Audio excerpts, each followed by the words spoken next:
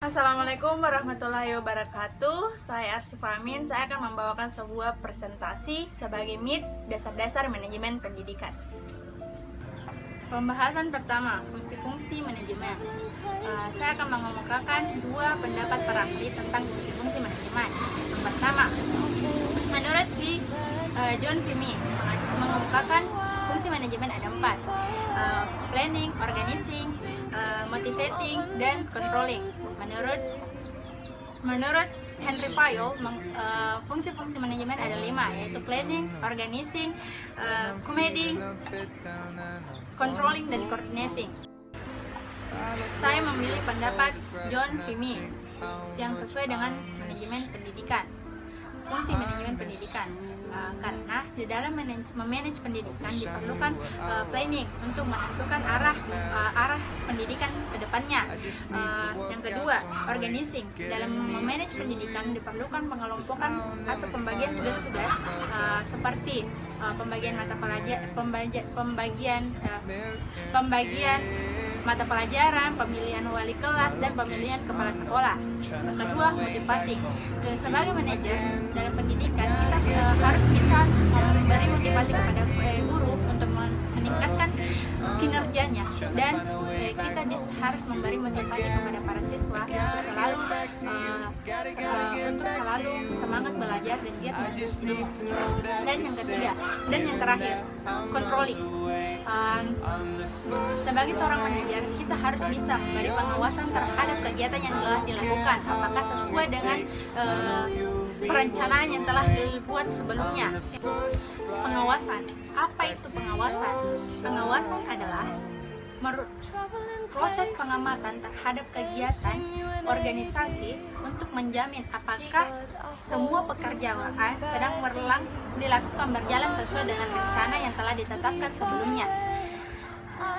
Mengapa pengawasan penting dalam lembaga pendidikan? Karena tujuan pengawasan adalah memonitor kegiatan yang dilakukan apakah telah berjalan sesuai dengan planning yang ditetapkan sebelumnya, dan fungsi pengawasan bisa dikatakan sebagai pengendalian sekolah.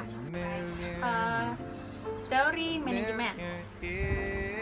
Dalam sejarah teori manajemen terdapat 3 aliran pemikiran, yaitu teori manajemen klasik yang terdiri atas 2 bagian, yaitu teori manajemen ilmiah dan teori organisasi klasik. Yang kedua, aliran hubungan manusia atau biasa disebut neoklasik. Yang ketiga, aliran manajemen modern. Saya akan membahas tentang aliran hubungan manusia atau neoklasik. Aliran ini lebih melihat pada sumber daya manusia. Aliran ini menganggap aliran klasik kurang karena tidak mampu melihat efisiensi produk dengan sempurna dengan keharmonisan tempat kerja. Manusia sangat tidak bisa diramal perilakunya, kadang tidak rasional. Oleh karena itu, para manajer dituntut untuk bisa memahami manusia.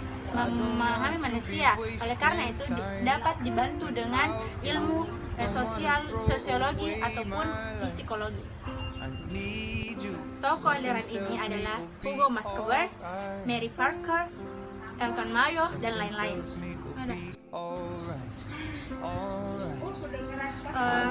Siapa saja yang membutuhkan manajemen?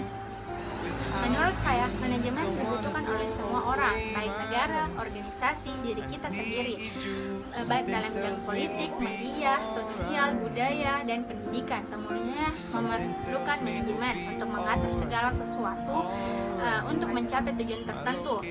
Dan sebelum kita memanage orang lain, kita harus bisa memanage diri kita sendiri.